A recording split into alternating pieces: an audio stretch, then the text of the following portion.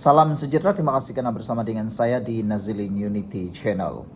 Ada netizen yang agak berang dan ada juga netizen yang agak suka dengan keputusan yang baru diumumkan ini. Diumumkan sebentar tadi bahwa pengetua dan warden sekolah di mana tempat Zara Khairina bersekolah dipindahkan ke JPN. Ada yang berkata, adakah ini satu tindakan wajar atau ini satu tindakan yang terdesak?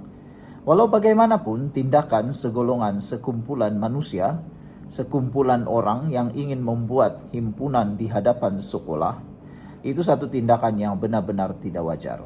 Kerana tindakan itu tidak akan dapat mengembalikan apa yang sudah berlaku.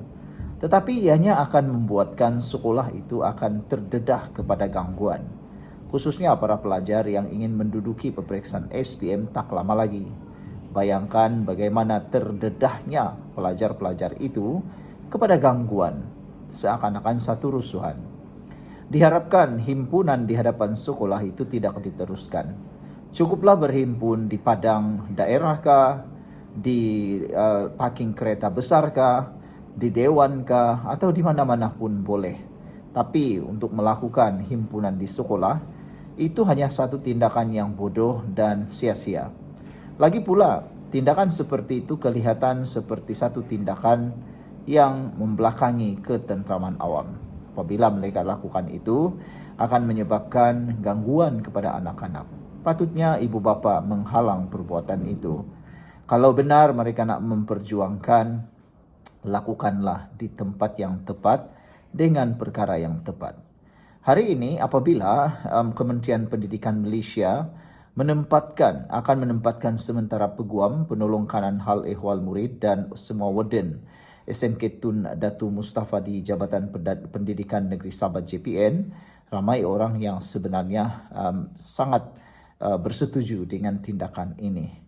Walau bagaimanapun ada juga orang yang agak sedikit biadab apabila mengatakan ini adalah balasan kepada mereka. Betulkah ini hukuman? Betulkah ini satu balasan kepada mereka? Saya rasa ini bukan satu balasan, bukan juga satu hukuman.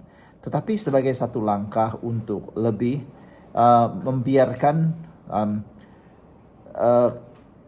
siasatan ini berjalan dengan telus, siasatan ini berjalan dengan baik.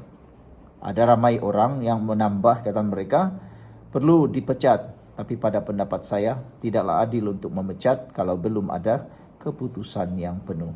Netizen juga haruslah berfikir secara wajar. Janganlah terlalu mengikut emosi. Kita tunggu keputusan. Kementerian Pendidikan dalam satu kenyataan memaklumkan keputusan itu diambil susulan pengumuman pihak polis bahawa pasukan petugas khas telah pun mengambil alih dalam siasatan itu, iaitu petugas khas daripada Bukit Aman. Bagaimana pula pendapat anda semua?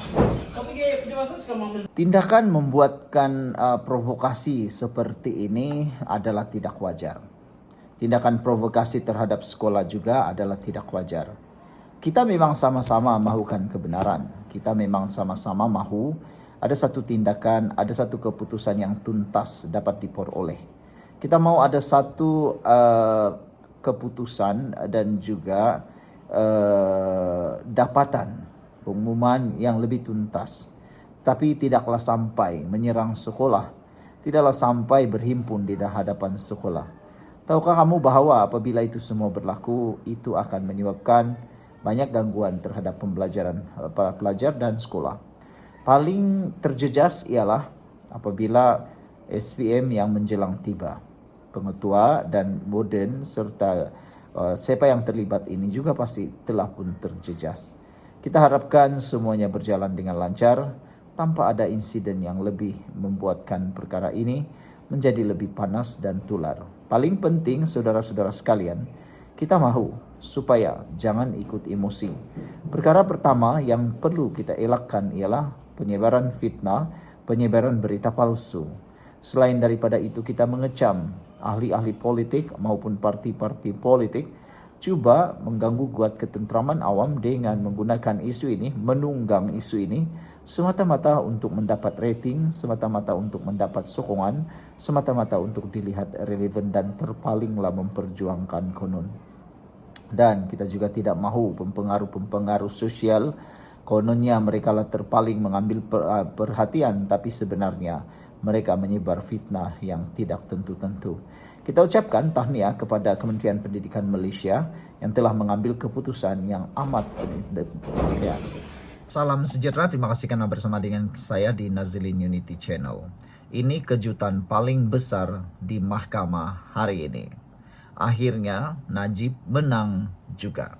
Apakah kemenangan Najib di dalam kes mahkamah hari ini? Pertama sekali, kes kemenangan ini menunjukkan Anwar Ibrahim tidak campur tangan dalam kes mahkamah. Ini menunjukkan bahwa berlaku transformasi, reformasi institusi dalam bidang mahkamah. Tiada campur tangan Anwar, tiada campur tangan daripada menambah pihak. Sehingga menyebabkan Najib dapat hak beliau. Jadi selama ini ada orang yang kata Anwar Ibrahim campur tangan, semuanya itu adalah pembohongan semata-mata.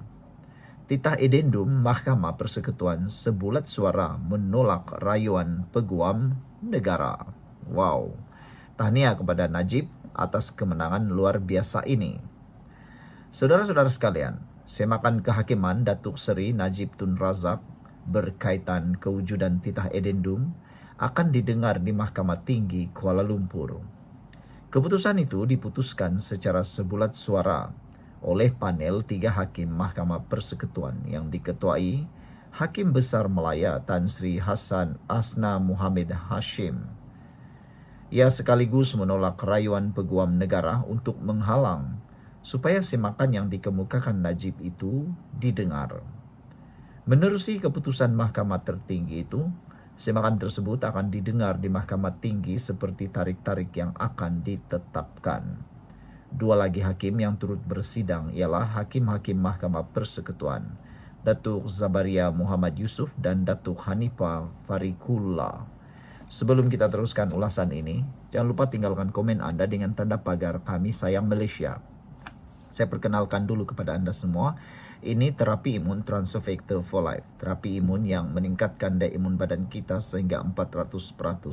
Terapi imun ini mendidik dan menjaga, membangunkan dan menguatkan imun badan kita sehingga 400%, dan melalui terapi imun ini kita jadi sehat karena imun badan kita yang bertindak melawan penyakit dari dalam tubuh badan kita.